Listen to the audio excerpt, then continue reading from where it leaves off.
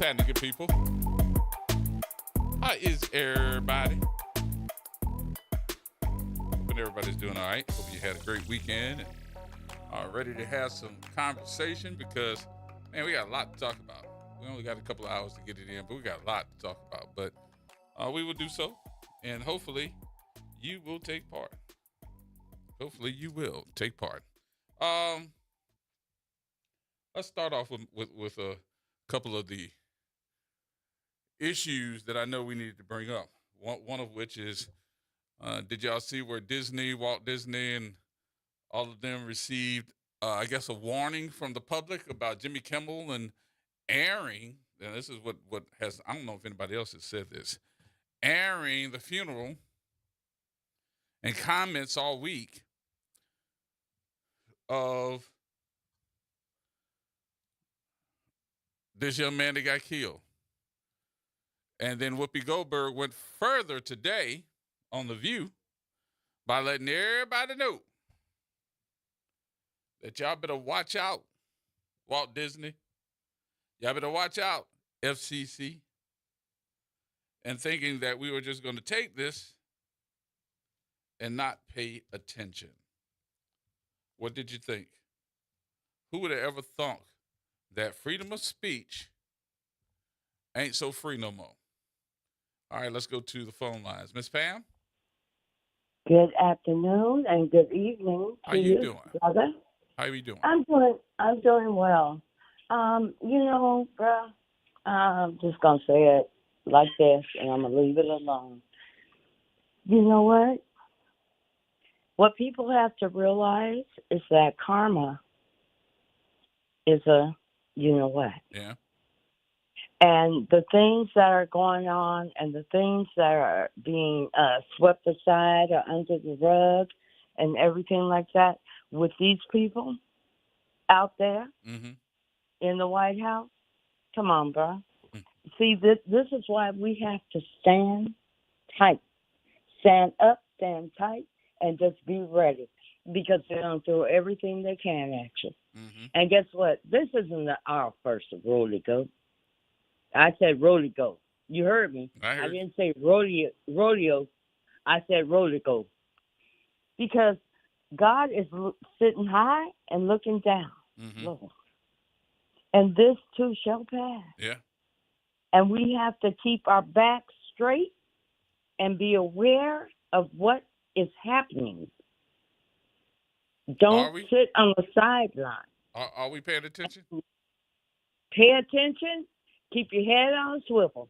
And the best thing you can do is go and vote. That's all I have to say, brother. And God bless Brother Sekou. Rest in peace and power, Father, because you brought it here. You were here, and you did this.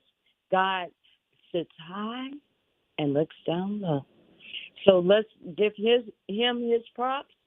I wasn't able to make it there, but all I can say, that was a man of the time. Thank you for letting me come on. Well, thank you, my dear. I appreciate your call.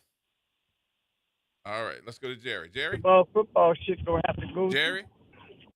Yeah. Hey, how you doing, Gerod? Look, good. Man, I don't call too much, but I gotta do this. I believe that I want any Democrat that's listening to get the message over to their friend. My opinion is, you let him shut that government down, you falling right into his hand because he ain't gonna have but one party after that. I don't think he's gonna let him come back, bro. I think he wanted him to do that, and he's going to try to convince the public that they wasn't nothing but obstructions, they wasn't doing no good nowhere, blah, blah, blah. But a dictator can't have but one party, bro. They can't have two. So that would be an excellent way to go and get rid of that old party there. If they shut it down, I would suggest this to them, that they would work free if they have to, rather than shut it down, and appeal to the public and let them know and get down, tell them what time it is. You finna change it to a dictatorship if y'all don't stand up right now, and because that's what's going to happen. It should be obvious to them. They ain't going to have no job pretty soon. They don't stand up right now. Gotcha. Democrats, they better stand up. That's all I got to tell them, bro. They get this for free. It ain't costing nothing, but yeah. All right. All right, Jerry, thank you.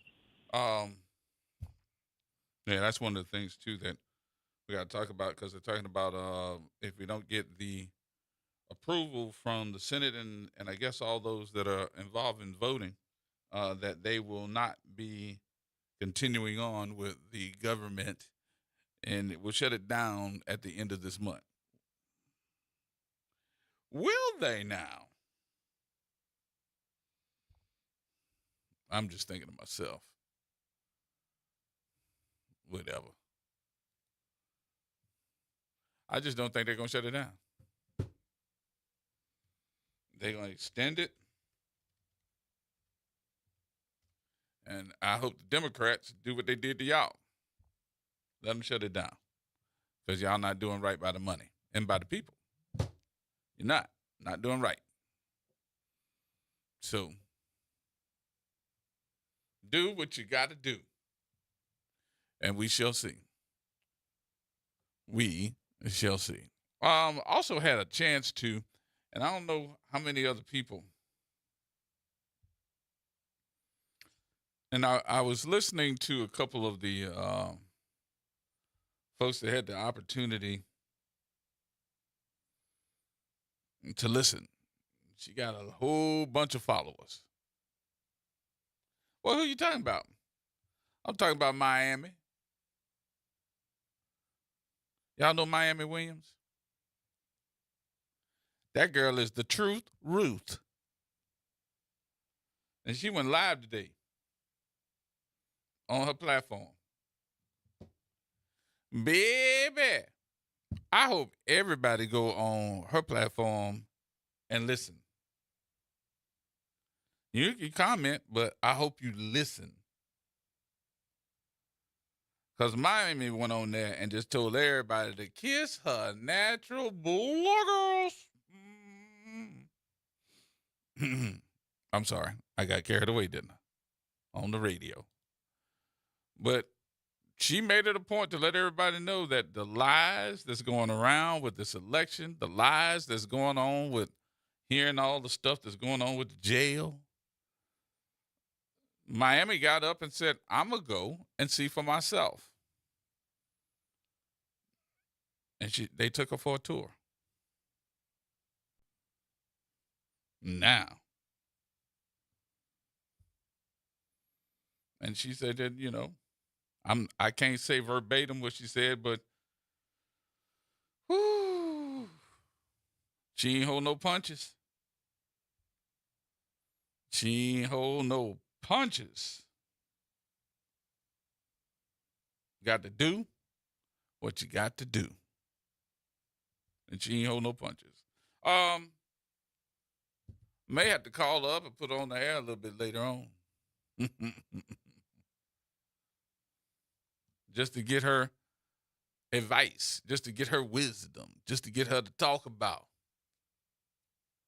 what she see going on in this race for all these different positions, as well as what she see going on with mayor or the mayor. And who's running? That's the truth, Ruth. And what's up with all these influencers?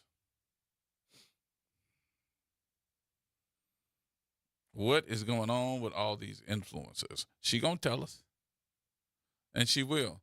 I was informed earlier too that, and I understand she's a mom who's doing the best she can do for her sons, and she cannot make it today because they are getting ready to get enrolled in school, and she needs to make sure that they are. So we need to thank her for all of her valuable support and everything that she does.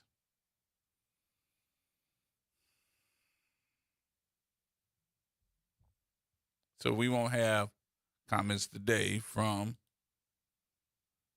our good friend, Dr. Shepard. She got things she got to get done. So I told her, girl, go do that. This show can wait. You need to get them boys in school. Get them in. So I got to ask you all about something else, too, on the national level. And that is, did you all get the opportunity to watch, or did you watch all of the pomp and circumstance, the people standing out, all the people that saying, I am Charlie Kirk. I am Charlie Kirk.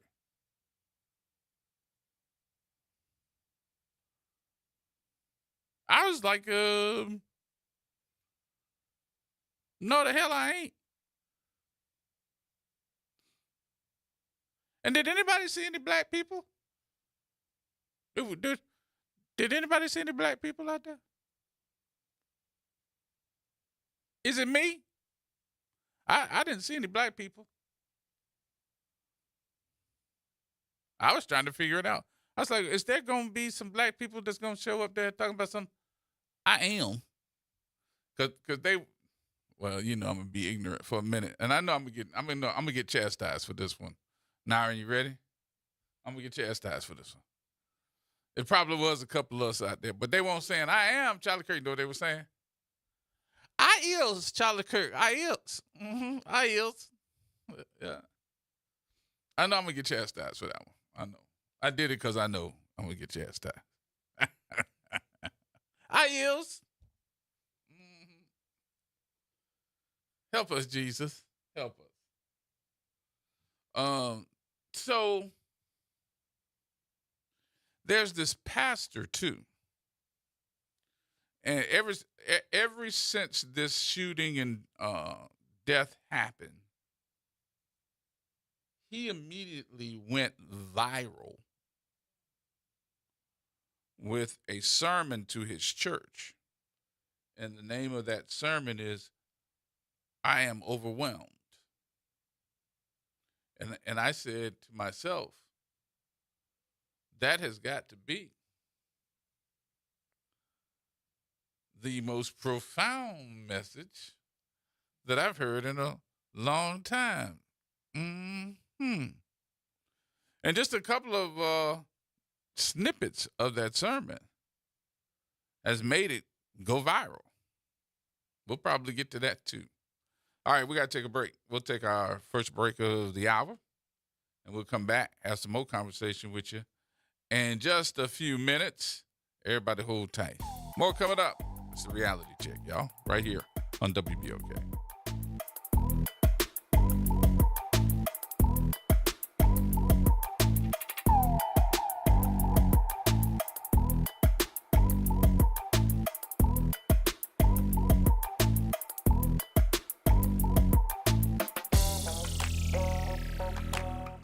New Orleans never sleeps, and neither does WBOK. Now, every voice, every moment, and every show is in your pocket. Search WBOK Media wherever you get podcasts. Download, share, rate us 5 stars. Because when you support us, you amplify Black voices and the New Orleans culture. The New Orleans Jazz and Heritage Foundation is the nonprofit organization that owns the New Orleans Jazz and Heritage Festival, presented by Shell.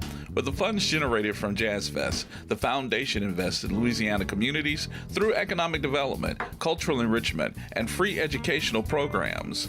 To learn more about the New Orleans Jazz and Heritage Foundation, please visit us at www.jazzandheritage.org. What's the future for New Orleans? Will city services ever function efficiently?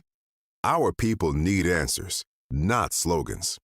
That's why the Nonpartisan City Services Coalition has asked the candidates for mayor how they plan to fix city government. Want to know what they said? Go to cityservicescoalition.com to see for yourself. It's time for action, not excuses. The next step is yours. Paid for by the City Services Coalition. The Historic New Orleans Collection presents a new exhibition open through June 7th, 2026. The Trail They Blazed. Built collaboratively with people who participated in the local civil rights movement, The Trail They Blazed presents stories of social and racial justice straight from the people who lived them. Listen to leaders tell their stories of resistance and persistence in their own voices, recorded by the Historic New Orleans Collection. Plan your visit to 520 Royal Street in the French Quarter and reserve your free tickets at hnoc.org today.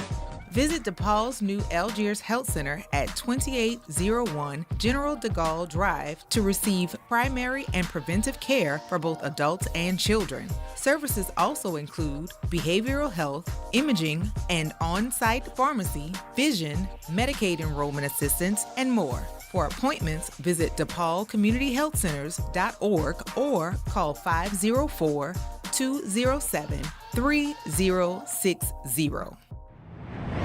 Making a difference in the community. WBOK 1230 AM. Here we go. The reality check on WBOK 1230 AM.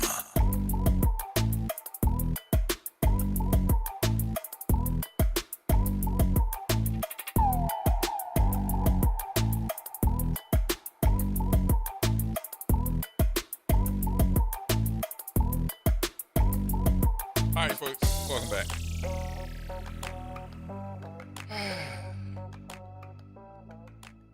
I got to send a shout out to all the folks, out to the folks that came out Saturday as we had fun in the park on Saturday. Out in New Orleans East at Joe Brown Park, all the folks came out and shook a tail feather, got them something good to eat, said hello to some good friends, and listened to all the great music and saw all the great artwork, and I could go on and on and on and on. It was the New Orleans East Festival put on by Friends of Joe Brown Park and New Orleans East Matters. I was the host, and we cut up. And I got to tell y'all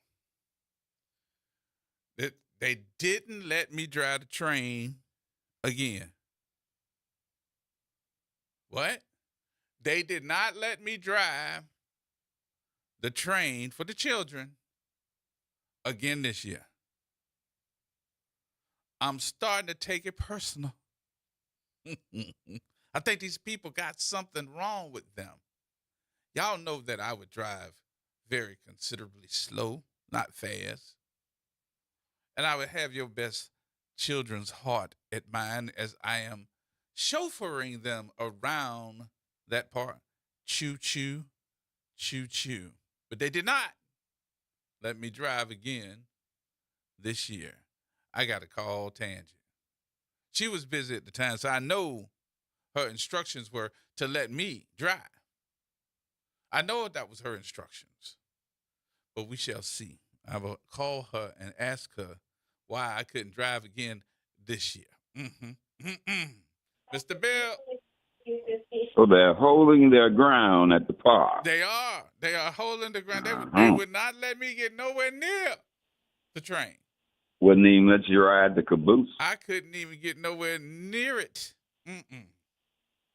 Very good. Very good.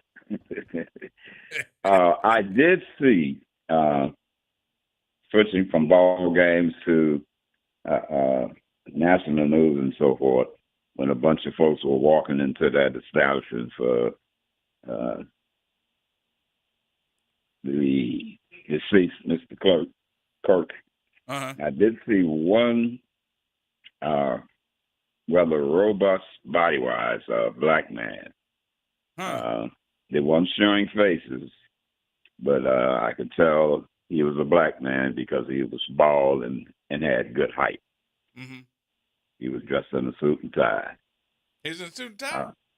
He was in a suit and tie, walking in with the with the regular folks, I guess you'd call it, through the gate and all that. So, wow. And I went back to the ball game.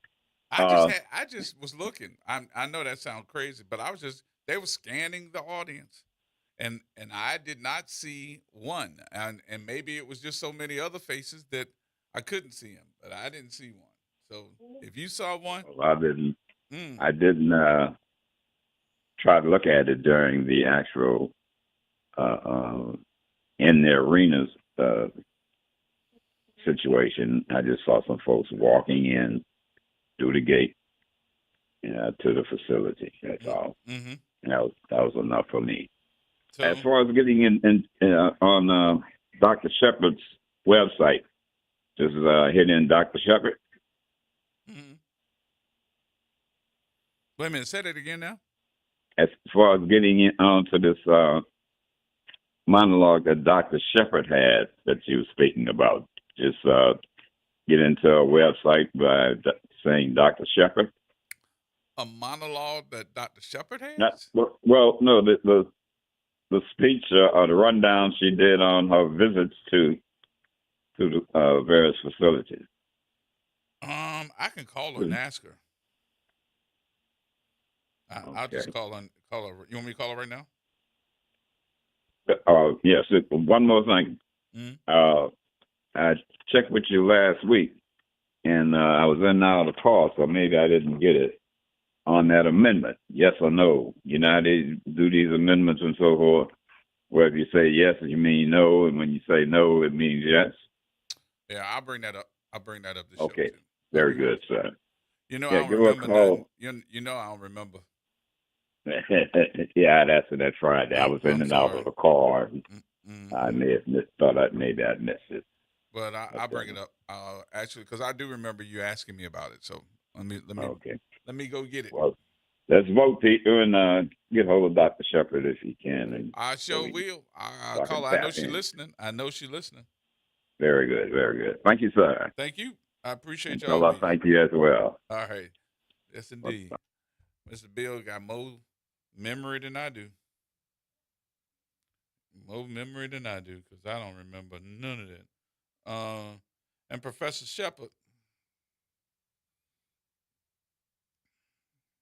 she can tell us more about it. I know that she is busy, but I did ask him to remind me. I'm texting her right now. Well, let me ask you all, because I was wondering, because I don't know if you know this or not, but the number of people that are pissed about are they really pissed about Jimmy Kimmel? Or are they pissed about not being able to say that, wait a minute, hold on, you're going to try to impede on my freedom of speech? So which one is it?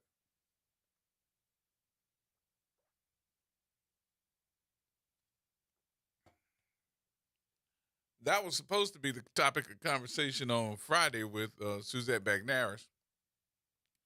But we never got to it because we were talking about so many other things.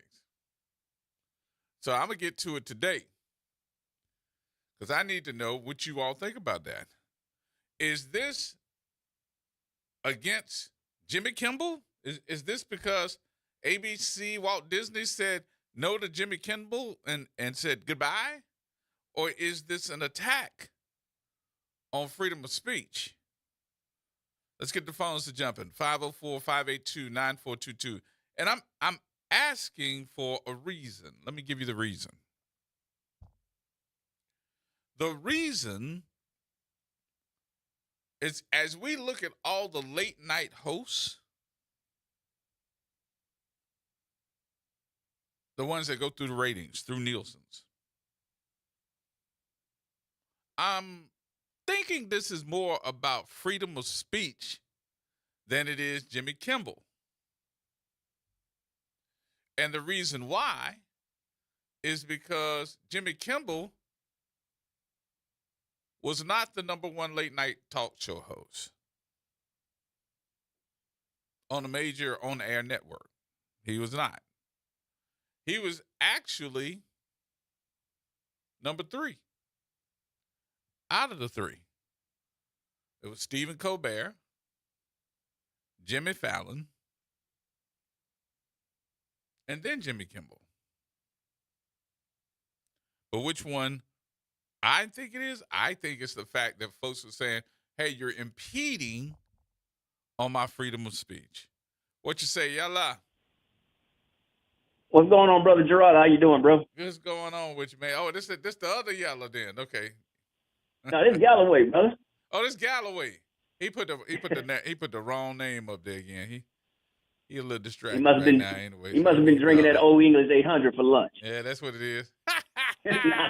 I'm joking. I'm joking, brother. I'm joking with it now. Yeah, don't joke. You for real. That's all. What's going on with you? Oh, man, nothing. It's, it's CBC week, Congressional Black Caucus week. Right. and I'm going to be up there, and I'm going to get a couple of interviews. One that I'm looking forward to is interviewing Hakeem Jeffries. But I want to answer your question about Jimmy Kimmel. This was not so much about Jimmy Kimmel. A little bit of freedom of speech, but Disney, over the weekend, you can look at it. Their numbers came out. $4 billion. They lost $4 billion. Yep. They told them 27 affiliates that what's the name on? You can have your radio. You can have your whatever. When we lose $4 billion in a week, right? Something got to shake. So it's Sinclair about the Media money. told them. Sinclair Media told them that if they put him back, they were not going to air him. So they thought that was going to make a big difference because Sinclair is one of the biggest Jimmy Kimmel syndicated folks in there. But we also know that Sinclair is very pro-Trump, MAGA. So $4 billion. That's just enough to say, hey. And we lost $4 billion, Sinclair. We don't care if you protest or not.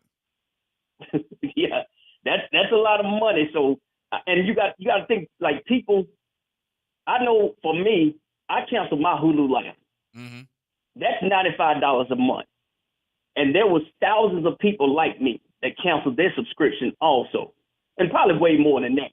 But you had people across the world with Disney canceling their stuff to Disney Plus and all this other stuff. So the money, I believe, made ABC more than the free speech. The customer, people like me, it was for free speech. But I think the network was like, we can't lose this type of money. But you were talking about influencers, and you talk about Miss Miami. I did not see her video yet. But you know the video I've seen over this weekend? She just did it this morning. Okay, Cedric Richmond got hemmed up this weekend with an influencer in the 7th Ward. Was that I think that was Byron yeah, Cole? You know, Byron yeah. Yeah. Cedric, you know, man, bruh, Morehouse, I mean, oh my goodness, man. I don't think that he really thought about what he was saying. Mm-hmm. This is one of the few times I've seen Cedric get aggravatingly, just visibly upset. And I think he said some of the things that came out of his mouth that he really didn't think about. One of the questions was, why did he choose Helena? And I don't know it word for word, so please don't quote me on this, but it was something of when she got money for domestic violence, she gave the money. And I'm like, okay, what are we really, you going to back this woman for a domestic violence issue? And we have a housing crisis. We have all kind of crises in the city of Orleans Parish. And I'm not saying that she didn't get the money, but a lot of people are asking where and who got that type of money or what type of money was given. I think Cedric was kind of visibly frustrated because he got caught off guard. But just tell him walking with that crowbar wasn't a good look. So I kind of chuckled, but then again, I said, you know what? This is getting out of hand. Yeah. But then again, if you backing somebody, please have your reason and be able to articulate instead of look, because it made Cedric look very angry. And I know Cedric not to be like that. Well, now I got to tell you this. I didn't like it, but I didn't like it not because he couldn't answer it. I didn't like it because of what he was doing. I can appreciate the fact that if you just took a look around, you're going to agree with me on this, Galloway. That man was out there helping that man fix that house. Yes. That house was destroyed. And he had on a pair of shorts, a hat, and T-shirt. He's out there doing manual labor with a crew. Yes. And he was overseeing it. So that wasn't the time for you to be talking to me about politics and you want me to come off just off my game because I'm doing something else to answer your questions. You can't see what I'm doing? Yeah, and that's why I said it looked like he was just caught off guard. But these people and are then the second part about that, looking for made that. me go, are you following me? Are you stalking me? What are you doing? They look for that I got you moment. I keep telling people this internet is dangerous like that. The only question that I have for all of those influencers, every black candidate running for mayor, you want to know what's their black agenda. Mm-hmm. Now, one person has asked Helena Moreno her black agenda. But you're attacking Troy, Cedric, which I don't understand why they supporting them. Only thing I can say is that's that big blue liberal Democrat stuff that I just can't wrap my head around. So when I go there this week, Wednesday, Thursday, and Friday, trust me, I'm holding these CDC people's feet to the fire. Houston and Baton Rouge both had black sitting mayors. Two predominantly black cities. Both of them mayors have lost to white candidates because they are having backings from state and national Democrats are backing them. It's like they're turning their back on the black candidates. I need to know what's going on within the Democrat Party. So you think it's the Democratic Party that's doing that? No. The Republican Party is behind this. You got every Republican. What happened here in Houston, and I know the Houston folks know way better than me. That mayor, if I'm not mistaken, that elected, he used to work for George Wallace. The segregationist George Wallace. Oh, wow. But you get the Republicans in those cities saying, hey, look, instead of having that black person, we going to suck our pride up and vote for this white male Democrat, and we going to hold him to feet to the fire, and they going to do what we want. Same thing happened in Baton Rouge. You know, the mayor in Baton Rouge, he hadn't voted in 8 years. Really? And yes, and he's the mayor now, the coach. Now New Orleans, it's your turn. Same thing. You're getting these, not so much influence, I ain't worried about them. I'm talking about people like Cedric and Troy and all these other folks backing this woman. What's going on within the Democrat Party where y'all are questioning black leadership all of a sudden? Become national elections, y'all are begging black people to vote for y'all, and black males are turning their back on the Democrat Party. Either they're not voting or they barely voting, and then you get the loudest people that's voting that's black, they going for the conservatives. So there's something going on in this political climate that I'm going to try to my best to get to the bottom of it. What you think? I talked to Hakeem. What I think it is, number one, our kids are not taught civics in school. So they don't that voting range from 18 to about 35, they have no idea how even local politics work. Now you got these influencers and podcasters that's taking over TV. They listen to those influencers and podcasters that takes an article that they read somewhere and explain that to them. And these people are thinking that conservatism is the right way to go. And then when you have black people losing their jobs left and right, they have no idea what they voted for. So I really believe that this is lack of education, and it starts at home. I know school is not teaching these kids anything when it comes to politics. So we got to start at home. And don't wait to come to talk to somebody like me a week before the election. It's too late. I've been sounding the alarm about Helena Moreno for 6 years. Now all of a sudden people, either they don't want to believe what I'm saying, or they'll sit there and say, she's been doing this and that for the community. And they can't tell you one specific thing that she's done for the black community. But you had to have a Roy to have to give an interview and talk about what he's going to do for black voters. I don't think that's fair. If you're going to ask the black candidate, ask that woman whatever she wants to be this week. If she's Latino this week, next week she'll be white or she'll be a white Hispanic. That's her business. I don't care. But ask her the same. Because all her flunkies, they cannot tell you anything. Reggie and JD, I don't know what they think they're going to get. Well, especially Reggie getting out of that Lincoln Beach. But whatever he think he's going to get, he ain't going to get nothing for that. For the stuff, the type of work that he's doing for that woman. JD, I thought I lived far from New Orleans. That man live all the way in California. Yeah. But he knows all the numbers. How do you know any numbers living in California? Who's leaking something to you? I just need to, that's the questions they want, and both of them have blocked me on social media because I asked them just simple questions. Tell me the numbers. If the budget is this, that, and the third, show me, since you know, and you in Helena's back pocket. They can't do it. All they want to do is say everybody's spreading lies and misinformation. But the problem I see is we have these liberal Democrats coming into cities, and they're taking black people for granted by giving them stuff. No telling what type of money they're being paid. We'll never know. But they're taking that money, and some of these voters, or soon-to-be voters, really don't understand what they're voting for. Right. And I have a real issue with that. And I will definitely find out this weekend, Wednesday, Thursday, and Friday. I will be in D.C. I need you to come back and let me know. Okay, brother. I sure will. Thanks for taking my call. I'm looking for you. All right. It's Galloway. You need to take the break? All right, let's take the break. Hey, Ron, hold on. We're going to take the break here. We're going to come back, have some more conversation with you in just a few minutes here to get you ready to get off work, because it's almost 5 o'clock. Good Lord. Time be flying, don't it?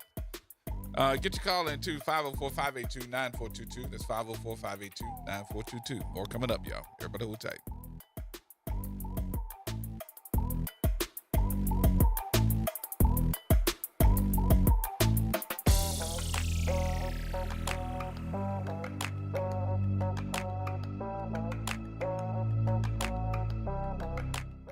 Hey, y'all. Make sure you tune in on Thursdays at 12:30 p.m. for the Roux with Chef Bunny, sponsored by Blue Plate Mayonnaise on WBOK 12:30 a.m.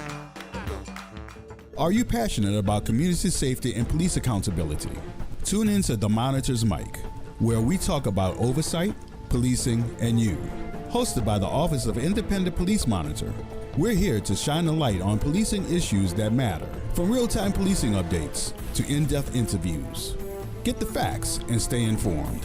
We're breaking down complex issues, highlighting community voices, and holding people behind the badge accountable. Join us for an informative hour every Friday at noon on WBOK.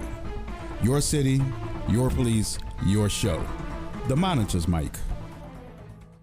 Looking to join an organization that is committed to help promote economic development in New Orleans East? Look no further. The Greater New Orleans Business Alliance is a member-based, nonprofit organization made up of business owners and local professionals united for the purpose to promote business development in Eastern New Orleans. If you want to become a member, call us at 504-957-3568. As a husband, a father, and a grandfather, I think about the future every day. What's going to happen to our kids? What's going to happen to our grandkids? This city needs renewal. We need a comeback, and no one understands that better than me. I'm Oliver Thomas. I'm running to be your mayor. Not for me, but for us. Let's get this city back on track, together. Paid for by Friends of Oliver Thomas. From the East Bank to the West Bank, WBOK is what New Orleans is talking about. WBOK. Here we go. The reality check on WBOK 1230 AM.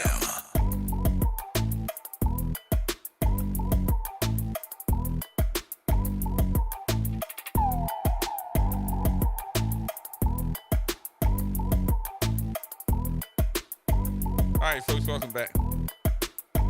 Welcome back. Hey, Ron. What's happening with it, G, man? What's going on with you? Oh, man, I'm chilling, man. You know, first, shouts out to the Fatherhood Roundtable as well as the Hill P. Newton Gun Club. I was just calling on to echo the sentiments of the brother who just called. You know, I just think that it's time for the real conversation to be had because, you know, a lot of people, you know, they go based off of statistics and numbers and, you know, things like that as it relates to, you know, voting and elections and all that kind of stuff there.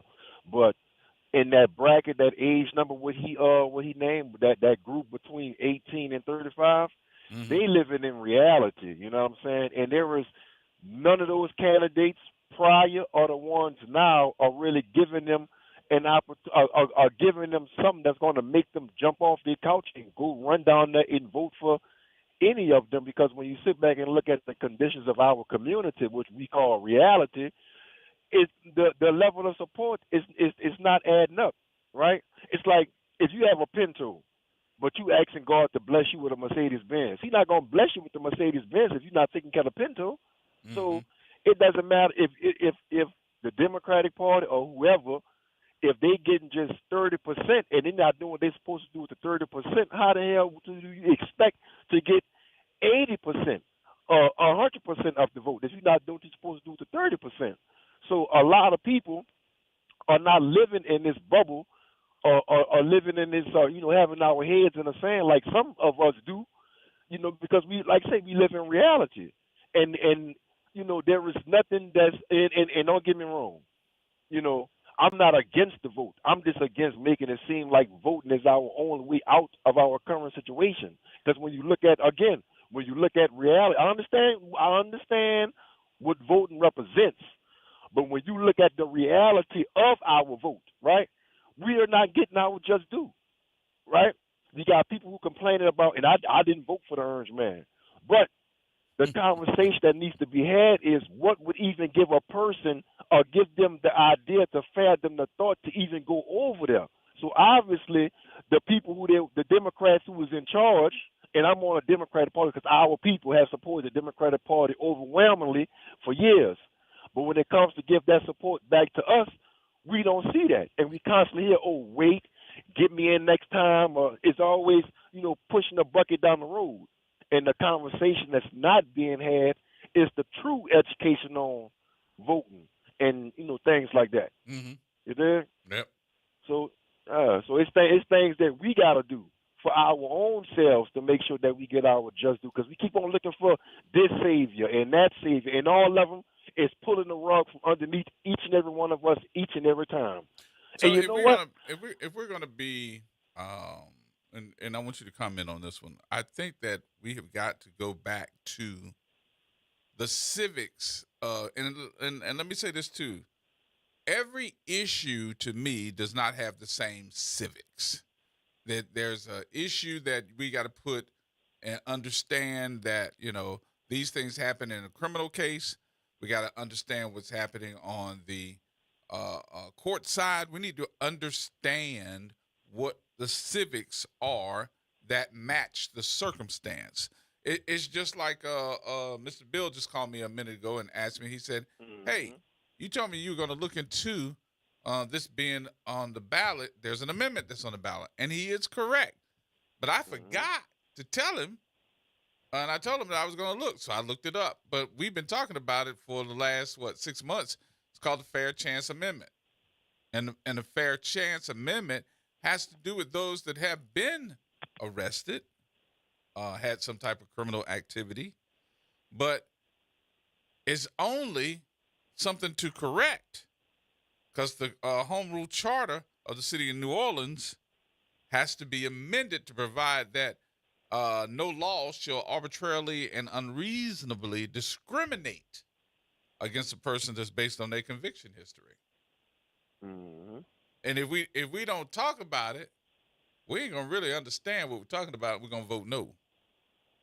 Right. But we got sucked we the last need time with the to indentured correct this. servitude. We need to correct this now and start having the That's conversation about it. That's right. Because you know how we got suckered into that voting with that indentured servitude. You had certain black elected officials who was coming down to New Orleans and saying one thing, but then running to Baton Rouge and saying something else. And we got them on tape too. And they're avid listeners of this radio station too. You know who I'm talking about. But yeah. So again, man, it's things that we gotta do. We gotta stop waiting people to come into our community and do for us what we have the power and ability to do for ourselves. We getting upset because the enemy is trying to take all our history from us. We gotta be the ones teaching our children where we come from and who we are, and stop leaving that into other people's hands. Yep. And we wonder why we're in the predicament we be in. Yep. All right, my brother. It was good seeing y'all Friday, man. Y'all really represented for Bible Sekou too, man. For real. Straight up. Always good, man. It was, look, I appreciate it too, because when I walked in, I ain't see you. But of course, everybody, we got a chance to see a lot of folks over at Brother Sekou's homegoing. Most deaf. And I'll be the first one to say, when I got ready to leave out, you was right there. So I don't know if everybody got what I was talking about, but I ain't know everybody's gonna start laughing when I start talking about Sekou. But you know what? And I meant that in all sincerity when I was like, you gotta know what you're talking about when you're talking with Sekou. It's Sekou. When I first got here, Sekou called me up on the air and I said something. He said, "Well, what school you went to?" And I told him my college, and he was like, "Ain't nobody asking you about your college. I'm asking you about what high school you went to," because he went to Booker T. He was so proud of Booker T. That's right. Very proud of Booker T. And I was like, "Oh, I'm not from here." He's like, "Yeah, you need to learn the culture." Mm-hmm. Everybody started cracking up. Remember that? But you know why they were cracking up?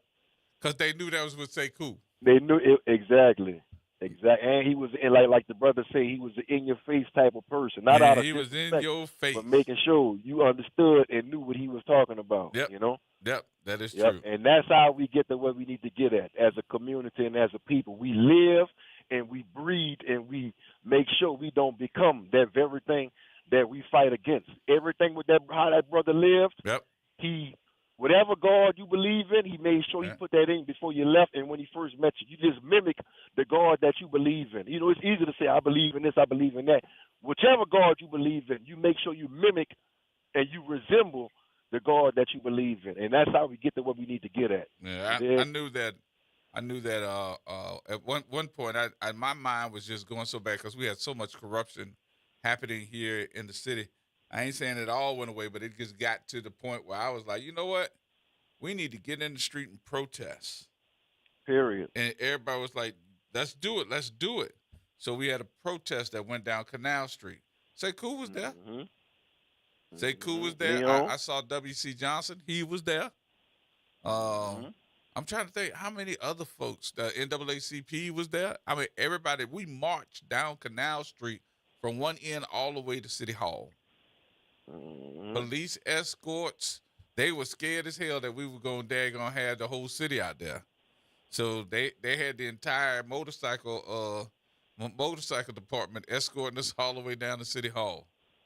Because we were tired of all that mess. I said sometimes you got to be able to, just like Kendrick Lamar says, sometimes you got to pop out and show them. That's it. And we got to do it again. Yep. Because, a lot of us, they getting too comfortable. They haven't felt that heat on their neck. And like I say, whenever you're ready, PUP Newton Gun Club is here. Got you. You heard me? All right, say my the brother. word and we out there. All right, now. Appreciate you. Peace. All right. Cedric. Hello. What's going on? Not much, man. I went to view the body of Brother Sekou. He was an inspiration to many of us. Got to meet him and talk to him. He was he was an avid bicycle rider on his 10-speed under the bridge years ago. Right quickly, I want to touch upon these bishops that have endorsed Helena Moreno. With qualified black people in the race, not just the two black men, but you have two black women, Miss Collins, Miss Ali, Miss Carter. Ponder on this. What if your black congregations go to a Latino church and you have no more congregation? That's all I got to say, man. Early voting starts this weekend. God bless. Have a good one. All right, Cedric. I know what you're talking about. It's a new commercial that he's seen these black pastors that have stepped up and said that they were going to endorse Helena. And they got them all over Facebook. It's their choice. But I think the ironic part of it is what Cedric is saying. And what Cedric is saying, he's saying, what about if your congregation, which is a black congregation, men and women and children, and got up and said, we going to go and be a part of somebody else's congregation. I guess that's the brunt of it right there. The brunt of it. So he made your point. Anybody else want to get in on that conversation too? They were more than welcome to call in and say. But are they wrong? Is he wrong? Are they wrong? What you think? 504-582-9422. That's Dr. Shepard. What say, Dr. Shepard? Yes, this is she. Hey, G. I'm sorry that I had to text you on there, but Mr. Bill called me on last week and asked me. He said, I need to get on that page with Dr. Shepard. And I was like, wait a minute, hold on. She has a page? You have a page up? Well, okay, so I was a little confused. That's why I called in. Because was he thinking that I was the person who went off on people? You was talking about Young Miami or something like that? Oh, no. I know he didn't know that. No, he wasn't talking about Oh, that. okay. Oh, okay. All right. So my page, I have my professor page. It's at Professor Shepherd. That's on Instagram. And then I have my Honeydew website. It's www.honeydoproducts.com. That's for my hair and skincare products. Did you post anything recently that he's talking about? Can you say that again? I said, did you post anything recently that he may be talking about? I don't know. I mean, we had our Hurricane Katrina conference. I'm not exactly sure. I'm gonna get Mr. Bill to call back, or we gonna call him because I have to apologize to the both of you all because I'm a terrible host that don't remember everything that he was talking about, and I'm trying to get you to call in and tell us what you put on your page. And I think that's piss poor of me to try to get you to talk about something that I don't even know what you're supposed to be talking about. It's okay, but I appreciate talking about it with you, though. Oh, Lord. How you doing? You all right? Yeah, I'm doing okay. I told was everybody you got to get the boys ready for school. Right. I was trying to stay put, getting them to get their homeschool and stuff together. Mm-hmm. And then one of my students reminded me we're supposed to be meeting for the Stop the Grain Train protest this evening. So this is also a good time for me to plug that Stop the Grain Train is having something over at the Sanchez Center in the Lower Ninth Ward on Fast Domino until about 7 o'clock. I was going to ask what time is that? Yeah, it's supposed to have started for 4. So from 4 to 7, they're going to be at the Sanchez Center in the Lower Ninth Ward. And they are trying to stop the grain train from re-industrializing the area, having grain dust spread all over the place, and the renovation of the Alamo Wharf. I'll tell you what, you got a few minutes? I don't want to keep you from doing what you got to do, but Mr. Bilden, call back in. I want him to explain what he was talking about. But I got to do my news first. Okay. Give me 60 seconds, and I'll come right back to the both of y'all, okay? You know I'll hold on for you. Oh, girl, you just made me feel like an old man for real. Mm-hmm. We'll be right back, all right? All right. More coming up, y'all. We got to do news, and we'll talk to both. Mr. Bill, we see you. Hold on. We're going to talk to both of y'all in just a minute. News is next, and we come right here on WBOK.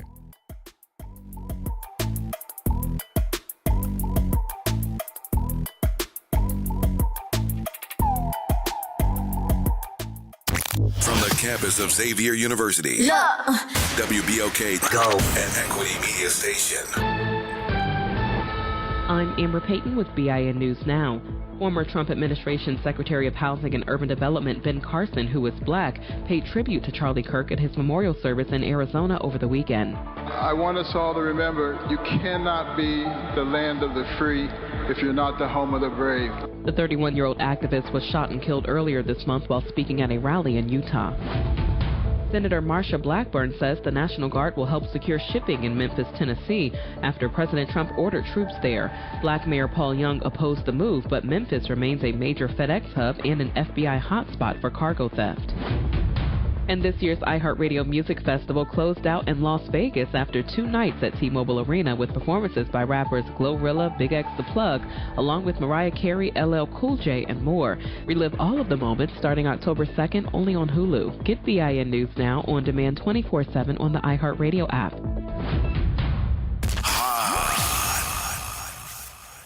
Here we go. The Reality Check on WBOK 1230 AM. All right, folks, welcome back. Welcome back. It's 5:03. I know you ready to get off work or you're in your car ready to get out of there. Slow down, slow down. All right, Dr. Shepherd, you still with us? Yes, I'm still here. Okay. Gee, why did it sound like Ben Carson was about to fall asleep on the microphone at Charlie Kirk's tribute? What? That is so terrible. Wait a minute, what happened?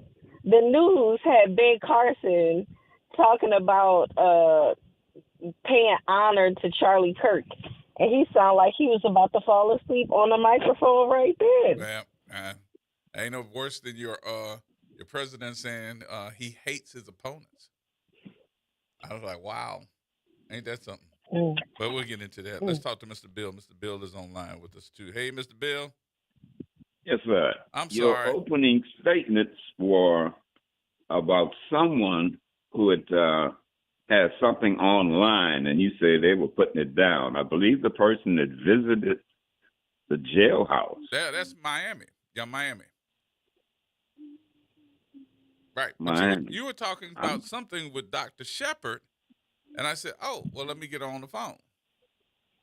No, I think he was thinking that when you were talking about Young Miami. I don't know who Miami is, believe it or not. Oh, okay. No. She hadn't even posted it yet.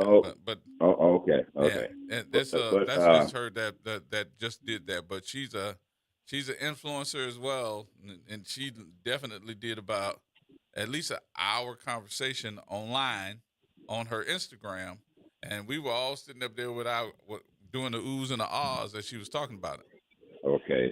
So I was listening to the radio with one ear, listening to TV with another ear, and well, what other ear that you was asking me about Dr. Shepard? You had her in another ear? No, you mentioned her along with that Miami thing. I thought you. No, I was saying Dr. Shepard is not going to join us today. I said she's not going to join us today. So yeah, I heard that, okay. but that was seemingly with. That's as far as I went with Dr. Shepard. Like, I think you trying to get me in trouble. While you were talking, I think you trying to get me in trouble. You trying to get me in trouble with Dr. Shepard. That's all that is. Kimmel is going to be back on TV tomorrow. Huh? Kimmel is going to be returned to TV tomorrow. Yeah, that's going to be interesting. And you're talking about freedom of speech and so forth. I don't care which one of the late night hosts were coming would be being let go. I'm more concerned with freedom of speech. You'd ask that question as well.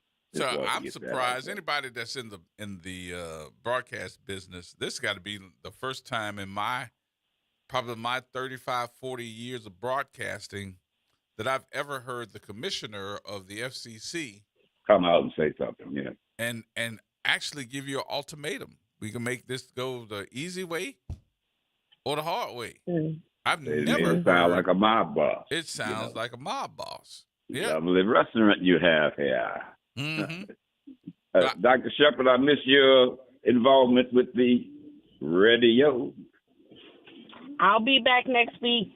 Thank you for calling in, though, and checking on me and thinking of me. Okay. All right, my dear. I'm going to have to train both ears on what you're saying next time. Ain't that something?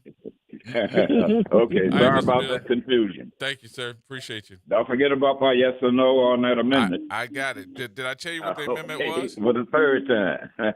So the amendment is called, let's see, the Fair Chance Amendment. Yes, about convicted folks after done their time, can they revoke? Can they get restored as just a regular citizen? So, but I'll give you all the information in a minute. Very good. Thank you. All right, there you go. Bye-bye. Bye-bye. So you got people up in here calling, where Dr. Shepard at? Dr. Shepard said, I know. That's from us having a schedule. We got this thing that we do, you know? I'll be back next week. All right, but you're good though, right? Oh, yeah. I'm all good. And now, let me go ahead on and say it now. Don't get out there and get in no trouble.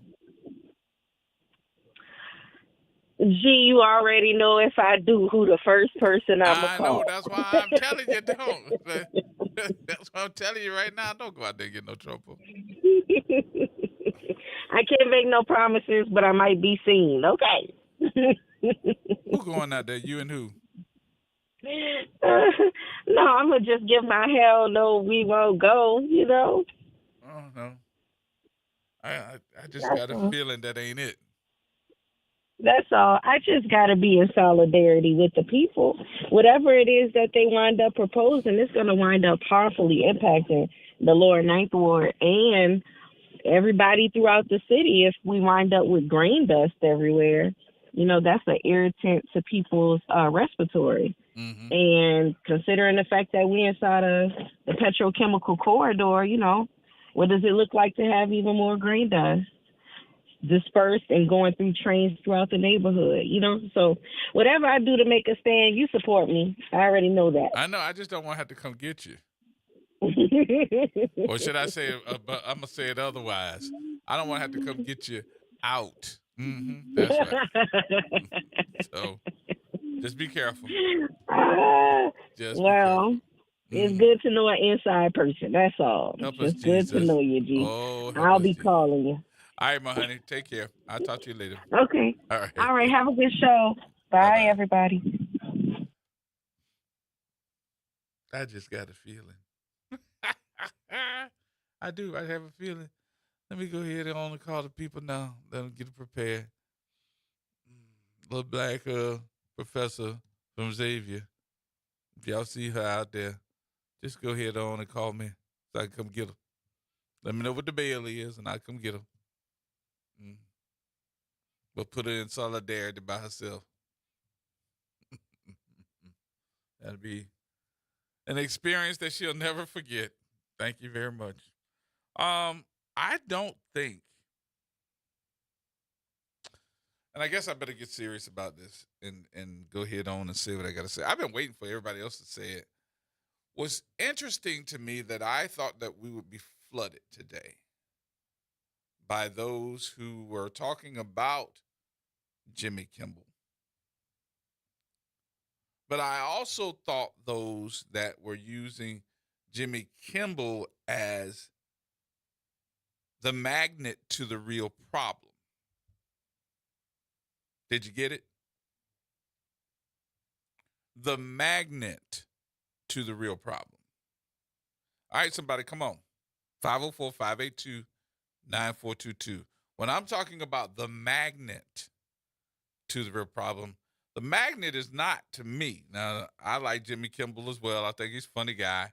I don't know him personally, but I think that Jimmy Kimmel is also the magnet. He's not the problem.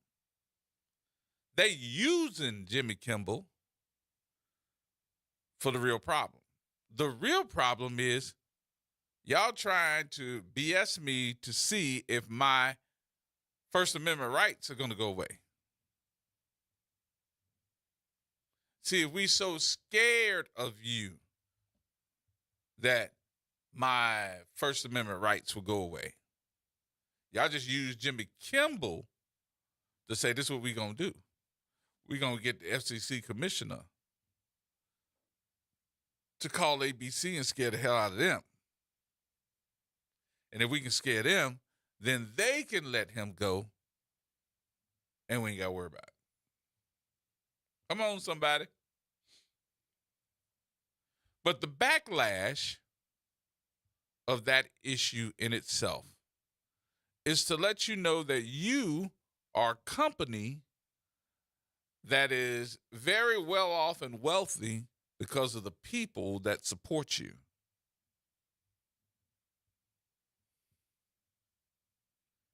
Oh, no money, no ticket.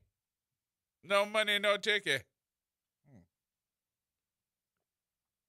So we showed you better than we can tell you.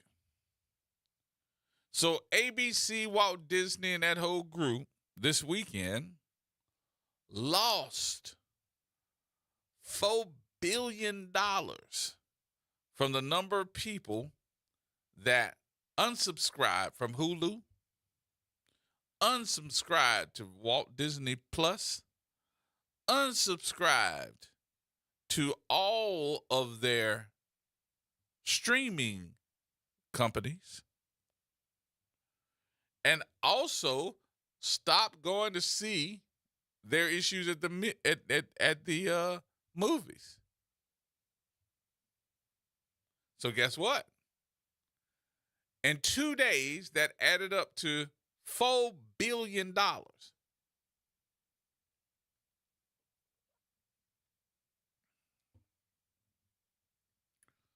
I was also looking at some of my TikToks, and I saw Jamal, Pastor Jamal, and he said, let me make sure that I let y'all know that little $4 billion that they lost over the weekend is nothing compared to what they're going to lose. Because we're going to go even further with this issue. And I'm like, uh-oh. How much further are you trying to go? And I said to myself, the last person that did that, I don't even know if you know, was the CEO of Target.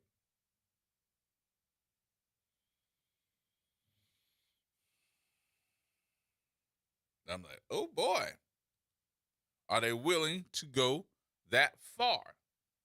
Because the CEO of Target, last month, beginning of this month, that went through the protests, that went through the boycott, he didn't make it. They let him go. Because it cost Target too much money in the black community. Y'all, I'm probably going to end up preaching just a little bit about today and some of the stuff that's happening. I'm going to preach a little bit.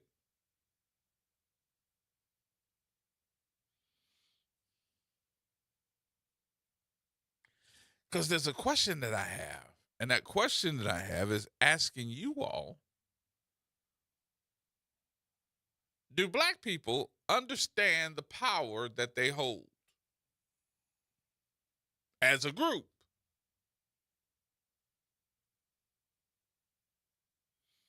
I actually had dinner last week with Suzette Bagnaris.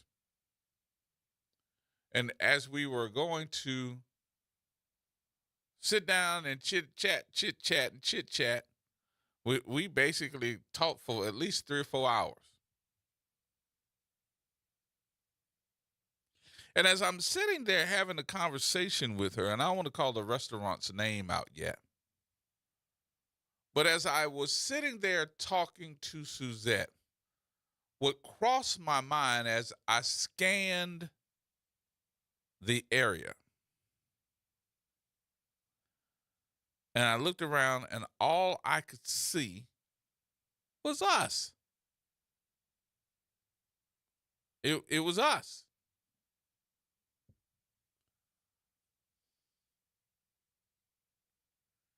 And I looked at Suzette and I said, we up in here. She said, yeah, we are. We are. I said, we are up in here. She said, I heard you. And we are. But what I was thinking about as I was telling her that, I was saying, and I came back and I ended up saying it out loud. I was like, damn, we keep this place open.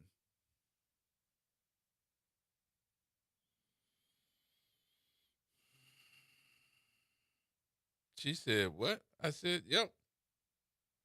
We keep this place open. She said, pretty much.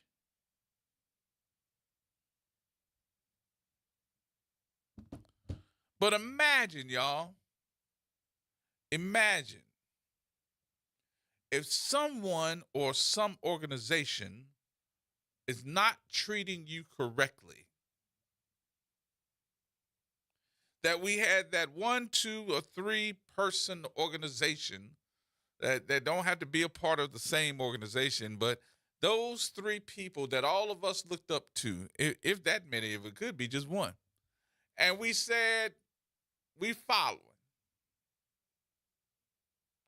And they said, don't go here. Don't eat here. Don't buy this. And all of us listened. Because y'all know black folks has been considered and put in a position where we're supposed to be consumers. That's what it says, that we're consumers. We don't own too much. We don't try to distribute too much, but we will buy your stuff. So most of the things that I'm talking about, just imagine if we stop buying them because of how we're being treated. What's being said? Who had the audacity to agree with this high-end discrimination? You don't want us to come in your stove? That's fine. Boycott them. I'll never forget when I first got here and I started doing radio in New Orleans. One of the shows that I used to listen to a long time ago when he first started, a friend of mine who was Tom Joyner. Tom went out on a limb, and I don't know if any of you all remember this, but if you do, come on, call me and tell me so I'm not just telling y'all something that's not facts. I just want you to know this is the history of the story. Tom Joyner thought that his morning show should be syndicated, and it was. And that's when syndication had just started taking off. So you could hear Tom Joyner, the fly jock, all over. And a lot of folks said, well, why they call him the fly jock? It wasn't because he was the best dresser. It wasn't because he had some Stacey Adams on. It was because Tom Joyner, back in the day, would do the morning show in Dallas. And after he got off the air in Dallas, he would go to the airport in Dallas and take a plane 5 days a week to Chicago.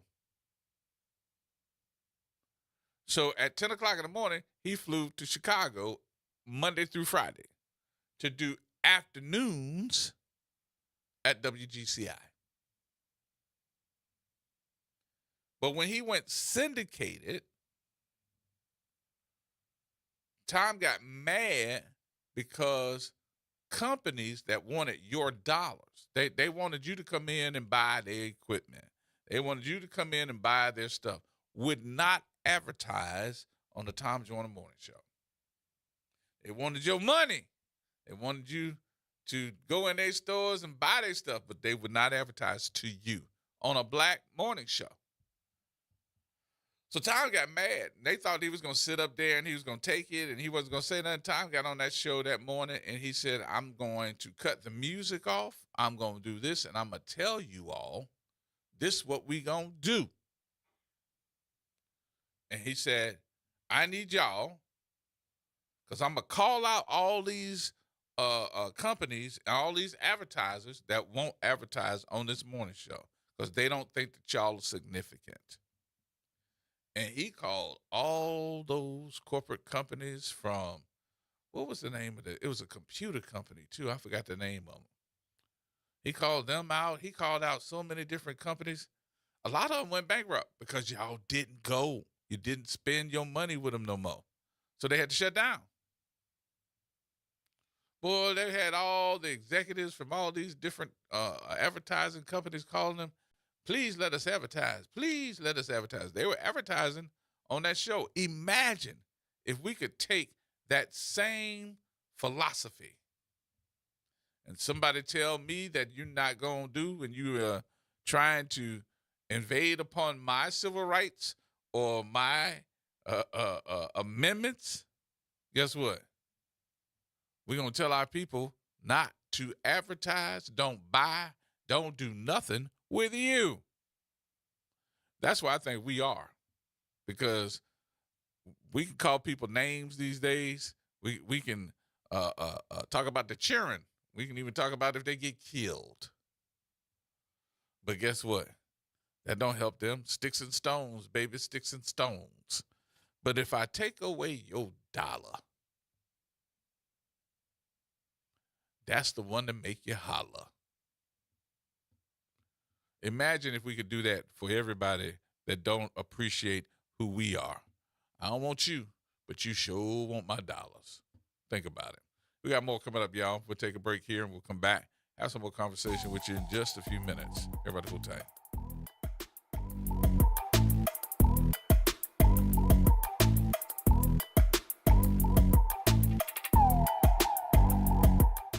This is the Bloomberg Black Business Beat. The WNBA's Players Association opted out of its collective bargaining agreement almost a year ago. And still, not much progress has been made in getting a new deal done. Terry Carmichael Jackson is executive director of the WNBPA. She was on stage at this year's Bloomberg Power Players event in New York and talked about how now is the time for the WNBA to make things right and strike a deal with the players. Right now, we're in a system that, if you look at it, it's not tied to the business, and so it's designed to undervalue them. As the business grows, they start to fall behind, and we've got to right that ship. A system that reflects the rapidly growing TV ratings, attendance, and merchandise sales numbers would help get women basketball players salaries that are more competitive with their NBA counterparts. The WNBA has historically featured a large portion of women of color. I'm Bloomberg's Justin Milliner. On the Black Business Beat. With Fidelity Wealth Management, a dedicated advisor gets to know you and your goals to build a comprehensive plan to help grow and protect your wealth.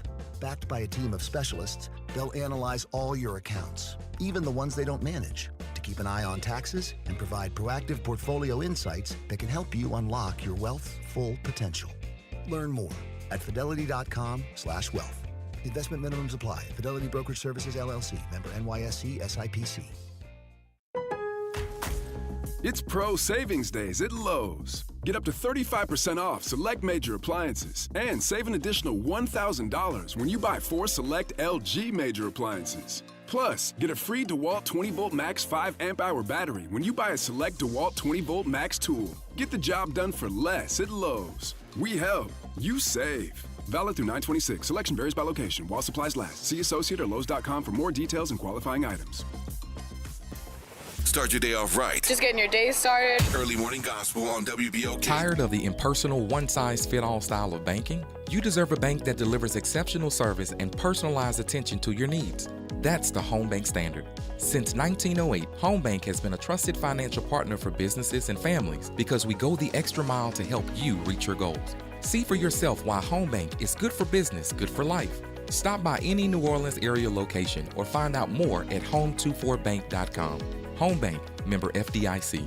2517 Bayou Road, Chef Sherman Esteem. You talking about great food, great conversations, and definitely great drinks. We sell hookahs and we run them out. So if you want to have a nice time and smoke your nice hookah, come on down to Nano's Cajun Cuisine and Pastries and have a wonderful time. We will entertain you and we will treat you with happiness and joy. And by the way, on our first and third Saturdays, we always have a block party on Bayou Road. Come and check us out from 9 p.m. to 2 a.m. Making a difference in the community. WBOK 1230 AM. Here we go. The reality check on WBOK 1230 AM. All right, folks, welcome back. Welcome back.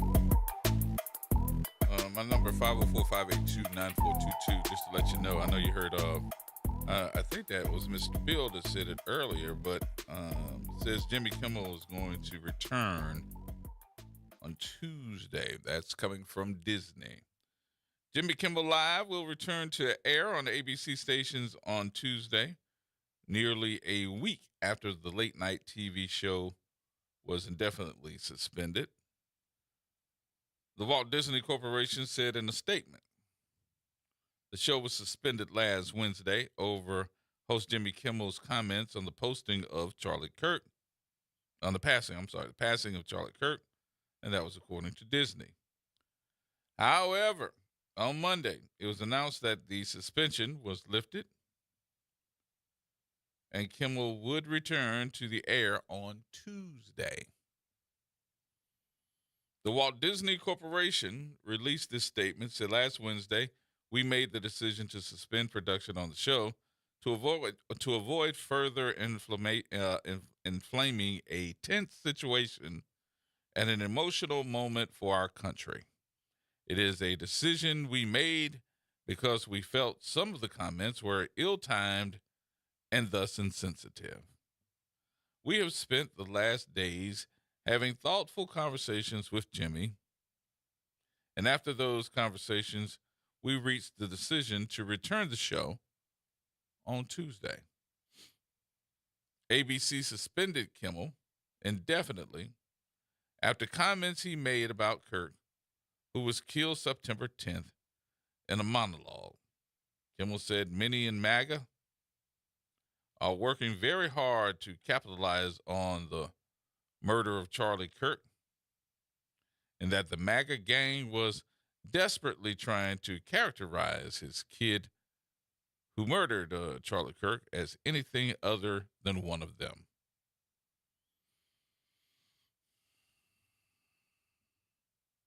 Kimmel has hosted Jimmy Kimmel Live on ABC since 2003 and has been a fixture in television and comedy for even longer. He's always known as a presenter, having hosted the Academy Awards 4 times, and backlash to Kimmel's comments about Kirk was swift. Nexstar and Sinclair, two of TV's, which is ABC's largest affiliate owners, said they would be pulling Jimmy Kimmel Live from their stations. Others include several fellow comedians who came to his defense. So,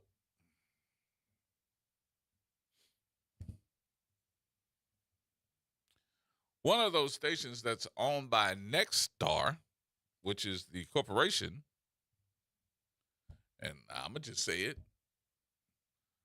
is right here in New Orleans. What? Yeah. Nexstar owns WGNO, ABC 26.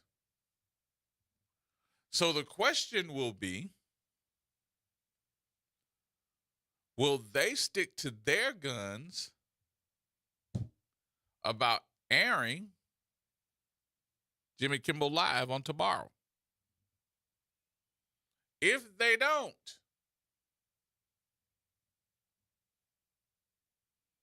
what should New Orleans do? Jay Brown, put me back online on the phones. 504-582-9422.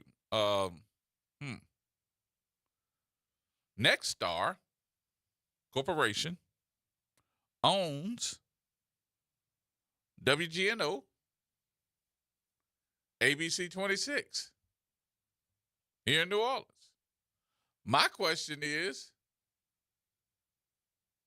did we receive a statement from Nexstar or Sinclair Corporation about airing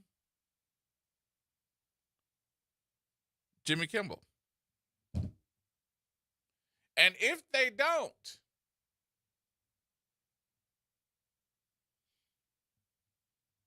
what should New Orleans do?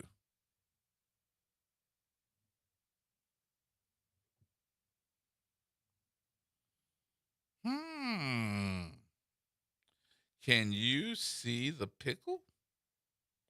Is that a pickle in your pocket, or you just happy to see me? Is that a pickle?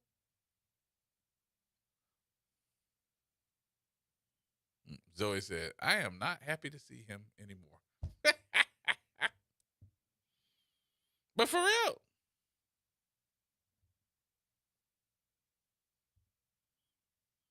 Can't worry about the station. What you need to worry about is the ownership.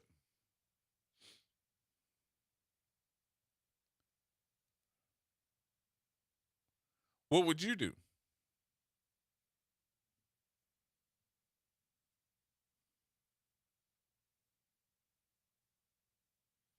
And I'm looking at their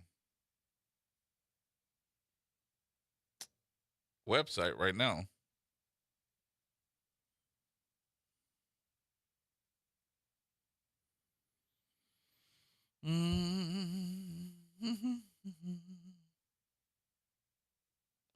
I don't see anything. But of course, the only thing that I see is that your governor attended the memorial services in Arizona.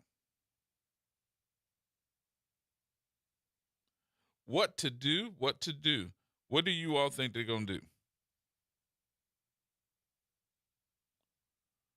But y'all know we can pick up the phone and call somebody and ask them. because Nexstar did not make a statement on that part.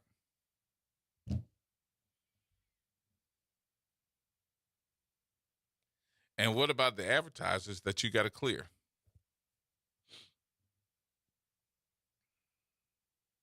See, when there's syndicated programming that is put on the air, you may not want to air everything, but you are responsible for those commercials.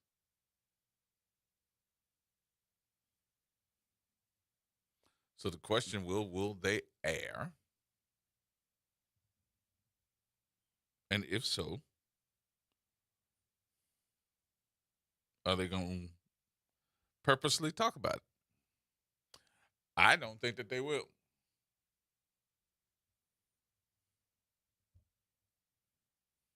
Well, let me rephrase that. I don't think that they'll talk about it in advance. I do think that they will go back to these folks having an issue, and they will go back to it. Like, ooh. Now, you got that many stations across the country, and you don't air it, and you put some other, what you call it in there? Some kind of other programming. Y'all gonna have a problem. Monique? Hello, G. Hey, everyone. What's How y'all going doing? on with you? Oh, broiling seafood. Yes, indeed. But you know I have a lot to say. All right, give me that wisdom, because I know you got some wisdom. You took this long to think about it, so give me some of it. Well, concerning, what's his name, Charlie Kirk, they're going to use his wife as pawn. She already came out on TV and went on air and said the fight won't stop. And the next day, the young man at Delta University was hung. And as far as the advertisers, don't underestimate that young crowd. Let me tell y'all about Miss Miami. We've been watching these people getting ready for the polls before they even call the campaign. Even the lady on WBSU TV, she had called for Moreno Almer. So me, knowing a lot of people, and I have a lot of followers as well, we already done put out the word, don't watch the news station, we're not buying certain things. And they keep underestimating that young crowd. Mm-hmm. And I keep telling y'all, whoever gets on that Keith Carroll show and run for mayor, that's what the mayor's going to be. Mm-hmm. I don't care about your elite bourgeois people, all your people that go to Zulu have the money and your donors. That don't even count because you have more black registered voters than you have white. Mm-hmm. You know, so everybody needs to be on page and don't underestimate nobody. You know what I'm saying? Like, don't underestimate the we sat there and watched your Miami. I watched her till she. Her name is not Young Miami. Not Young Miami. I'm sorry. Young Miami is Diddy O'Leary. That's the rapper. I'm talking about Miami, Washington. Williams. Mm-hmm. Right. So what I looked at and I saw was the fact that she put herself out there and said, "I'm not an influencer that's just trying to tell y'all what to do. I came over here and they walked me through the jail." I was like, mm-hmm. And told her story. And then started talking about the folks that are making up misinformation. Correct. I said, oh, boy. And put them on. Talked about them and played some of the stuff. I was like, that's interesting. And that's what the young crowd, I'm between the elders and the young people. Okay, Mm-hmm. I'm in my 40s or whatever. So, and I come from a lot of wisdom. I come from the older generation. But we have to still stay in tune with the younger ones. Because y'all don't think the young people are watching. They are watching. And whatever they tell the younger crowd that's how they moving, because I can remember at one time everybody was like HM, HM, HM. That's what I call a lady. Everybody was like, okay, she's the one. But then when you had other people getting in and you had other people coming up with facts and statistics and how they're living in their neighborhoods, the narrative changed. And for the simple fact that, you know, if you look at the donors list, see, they're not paying attention to that donors list. Because if you look at that donors list, you'll see Delta Energy, you'll see Entergy New Orleans. Like, if y'all supposed to be fighting for me, why are y'all letting these people who are causing me pain and causing me oppression, why are y'all one of the biggest donors? Right. You know, so people looking at facts, they're not looking at just because this person is an influencer or this person is this and that. And most of those people are not even influencers. They're just people that it is tuned with the community. Like, if you have a second line, why y'all not out there at the parade, like, talking to people and asking questions? Why y'all not at the red dress run? Why y'all not at the people that's going to court and seeing where I could, you know, help them with resources? You know what I'm saying? So if you want to gather, if you want to get the attention of the people, you have to be there for the people. You know, and especially in New Orleans, everyone is so separated. You have the elite and the have plus the have not.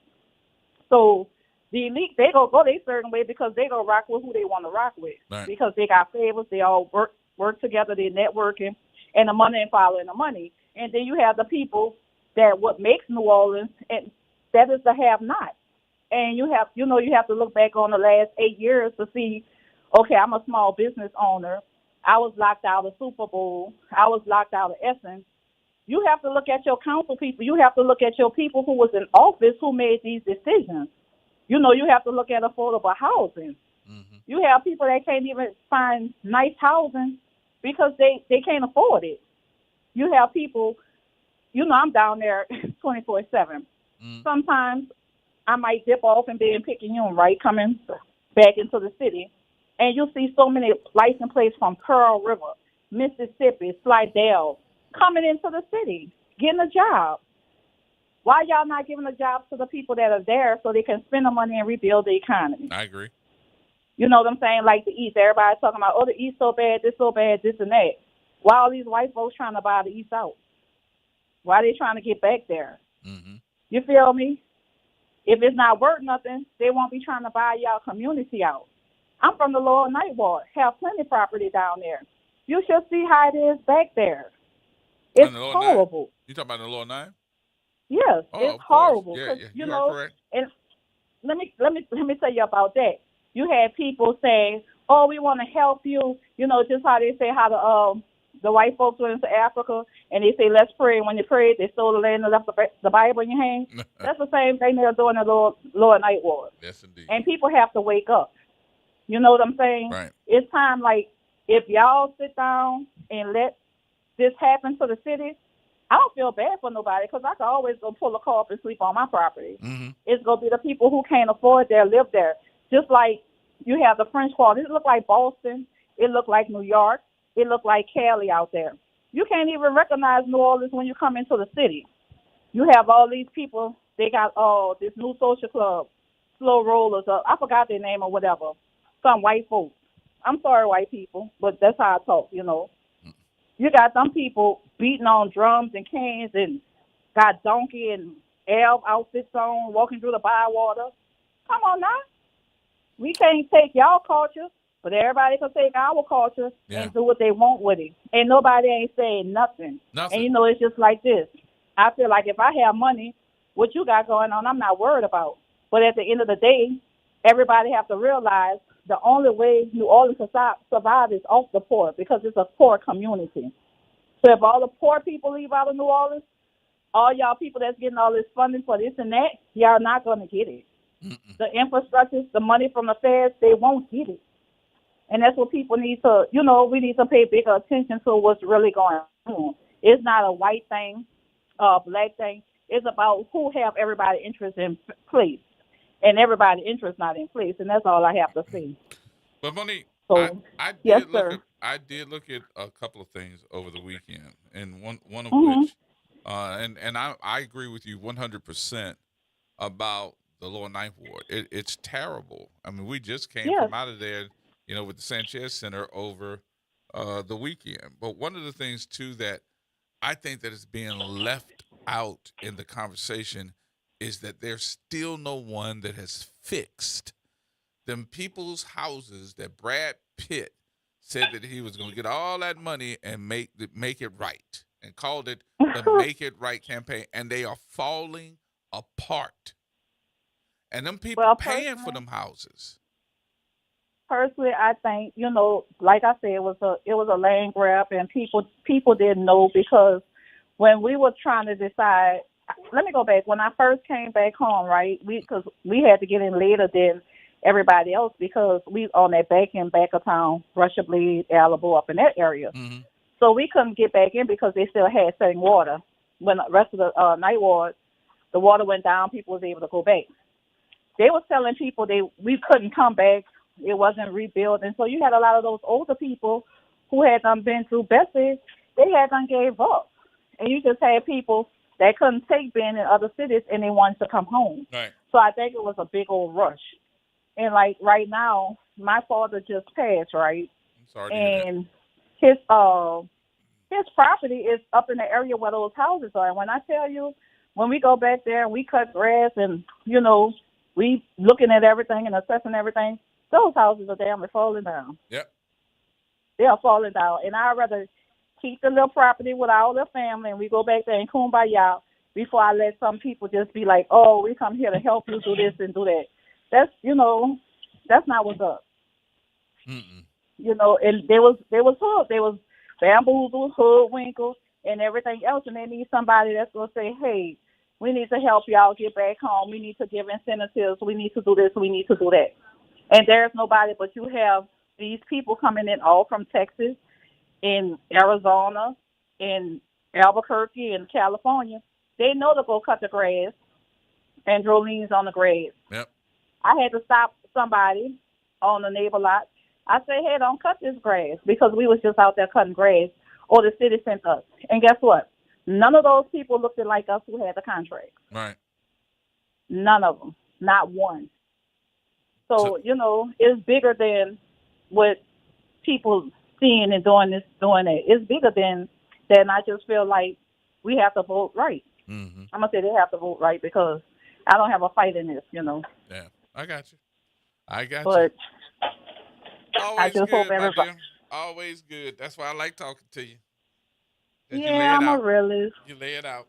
So, but I'm going to say what people are scared to say, because I don't have no, I mean, I second line and I run with the clubs, and I do everything we need to do, help whatever we have to go get groceries for people. It don't matter. Mm-hmm. But the younger generation, if they don't get it, they're going to be lost. They're going to have to move to Texas or Alabama or Florida. They're going to have to get from down there, because they won't be able to afford to live down there. Yeah. Yep. I appreciate you. Thank you, Monique. I appreciate you, Bush. Yes, sir. All right, dear. Thank you. Don't be no stranger Bye-bye. either. I won't. All right. Bye-bye. All right, we got more coming up in just a minute here. We're going to take a break. We're going to take the break here. We're going to come back, have some more conversation, and wrap up the show. More coming up, y'all. We'll take our break here. Naira, we're going to take that break, and we'll come back and go through this Fair Chance Amendment, too, so that you'll know what it is, y'all. Hold on. More coming up.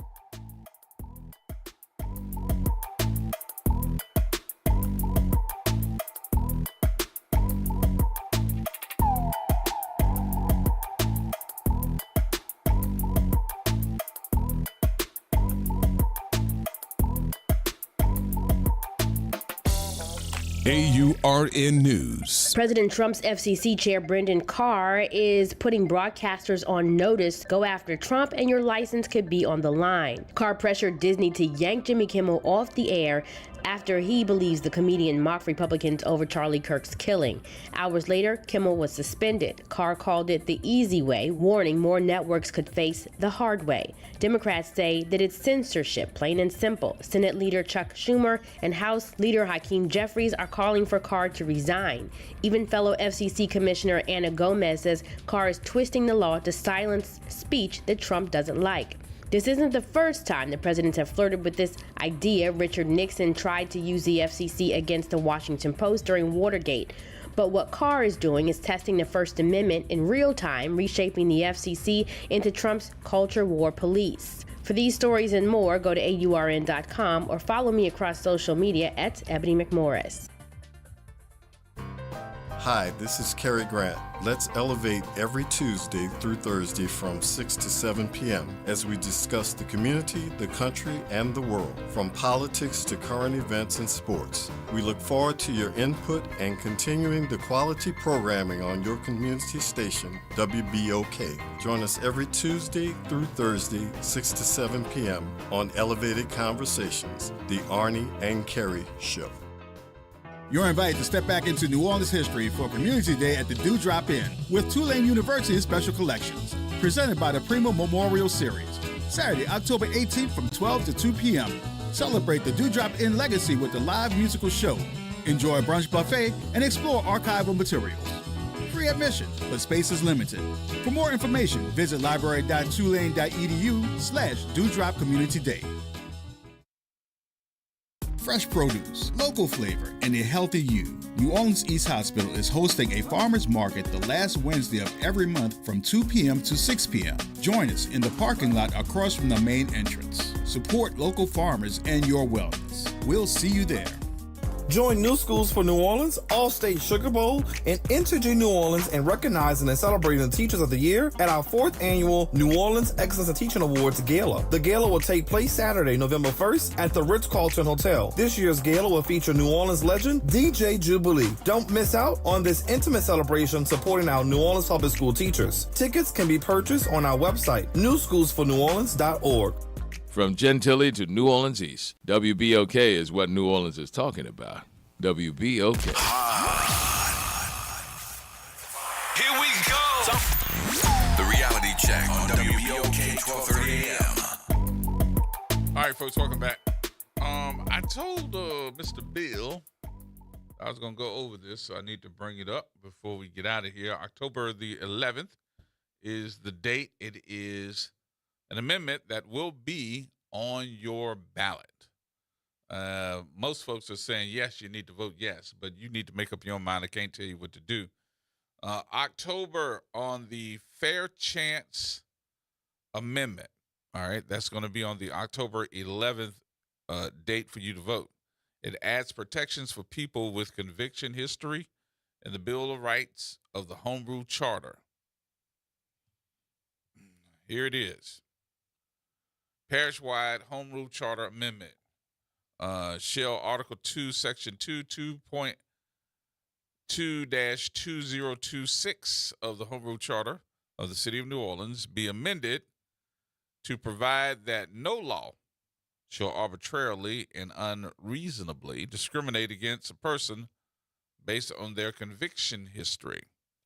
What this means is the amendment ensures that people with records cannot be unfairly excluded from city jobs, contracts, and services. They'll be truly considered based on their skills and qualifications and not automatically denied because of post-convictions. It adds conviction history to New Orleans Bill of Rights protections alongside race, religion, disability, and gender. And after unanimously passing City Council, it will go to voters, which it has, on October 11th. Early voting is September 27th through October 4th. Why is this important?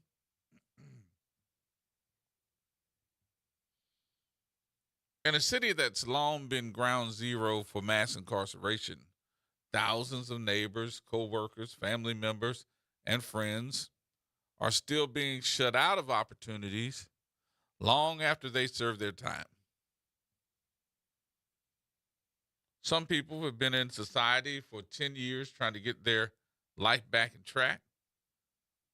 And one of the folks that's just trying to seek a job says, I'm one of them.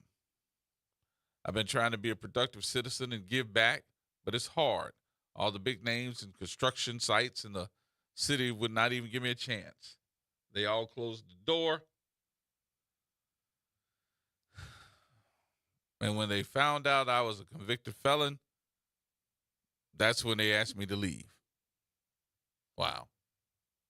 So, with that being said, one of the issues that I had was, has anybody thought about the contracts that these folks that are the construction folks saying, hey, I want a contract, who you can hire? Has anybody said anything to them who they can hire if they have to apply, win a contract, and then go by the rules of the city? Has anybody talked to them? They may not be just shutting the door just because. They may be shutting the door because that's the rules from the city. Think about that one. We'll discover it some more. Belinda Parker Brown. Hey, Gerard, I am so happy you on this phone with me. What's going on? I'm enjoying the show too, buddy. How you doing? I ain't talked to you in a bunch of Sundays. Right. But I'm a mover and a shaker, and it's real time, and it's happening as I speak. I'm constantly boots on the ground, in and out, moving and shaking throughout this whole state about a lot of the corruption, the government corruption that's going on. I had to call into the show after listening to that last young lady, talking about those devastating, outrageous, tyranny on the people that happened there, during Katrina in the Ninth Ward. Even after they had been victims of the Katrina, then they got victimized all over again with the land grab and those houses that's dilapidated down there. That's where I grew up, Gerard. I grew up down there in the Ninth Ward. I don't think you knew this. I didn't know that. But yeah, my grandmother raised me. I had no idea. Yeah, and right down there on Tupelo and Grand Traverse. I thought you was straight Detroit. I'm sorry. Yes, indeed. Well, I left here at an early age. Right. So I left here around 9 or 10 years old. I didn't, I was still in elementary school. And I did not drink the Kool-Aid or the sweet tea. Okay, so I did grew up, in Michigan, right outside of Detroit, Southfield, Michigan, Flint, Michigan, all my kids, I met my husband in Benton Harbor, Michigan. Oh, yeah, by the way, he want to let you know that the Detroit Lions will be playing tonight.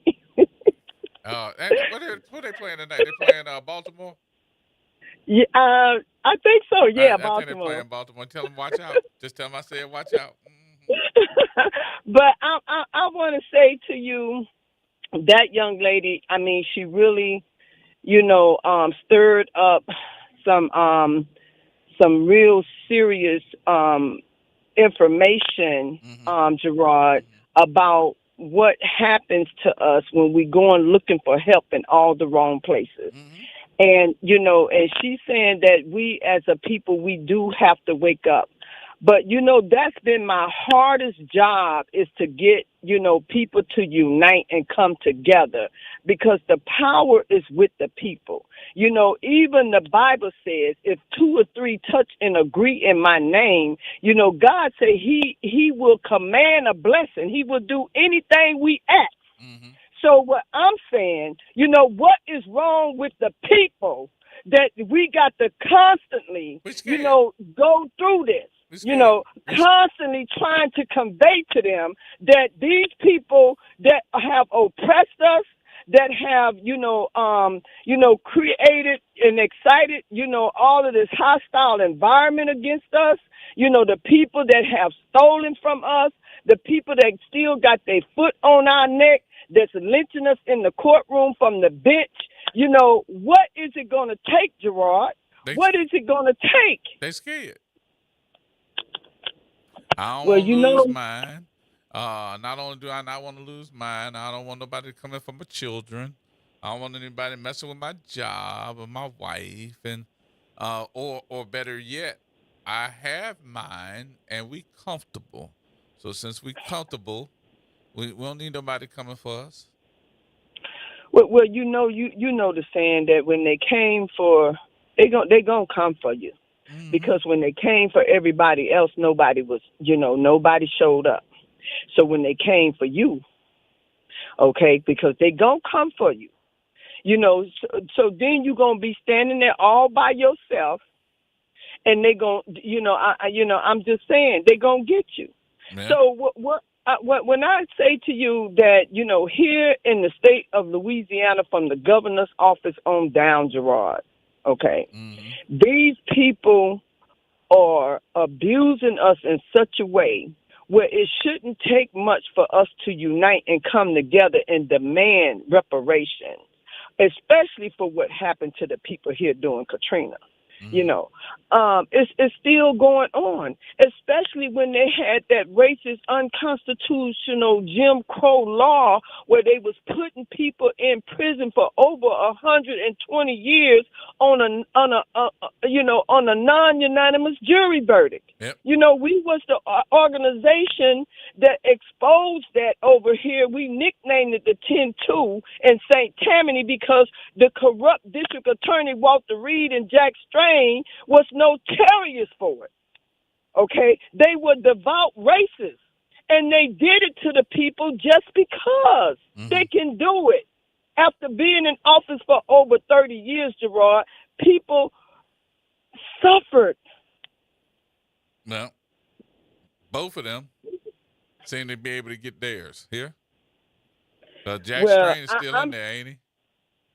Yeah, and he gonna be in there for the rest of his life. And I need to talk about that some more because he lost his appeal, and I'm gonna tell you, they better not let him out. All right. But the truth, Gerard, I want you to have the conversation about black media. I think you guys are doing something great. I don't know if you know that Roland Martin is supposed to be here. He's supposed to be the keynote speaker for the NAACP annual banquet that's coming up in October. I don't know if you know that. Yeah. But I would love for you to be a part of that. I really want the topic of discussion on black media, how we can support the black media so that we can constantly, educate our people about the power of uniting and get our people the help they need here in this state, Gerard. Well, I will definitely let you know. All you got to do is tell me, you got me, so. All right, buddy. I appreciate you for taking my call, and I miss you. And tell keep that up Marine the great work. I said he got some money for the night game. Let me know he got some money. All right, buddy. All right. You have a good rest of the evening. Bye-bye. Always good to hear. All right. You All too. Right, talk to you later. All right, folks. That's gonna wrap it up. That's gonna wrap us up. We gotta go. Got to call it a day. Appreciate everybody for being a part of this conversation. We'll be back on tomorrow. But whatever you do, safely, careful is the way we want you to do it. Y'all be careful. We'll see you tomorrow.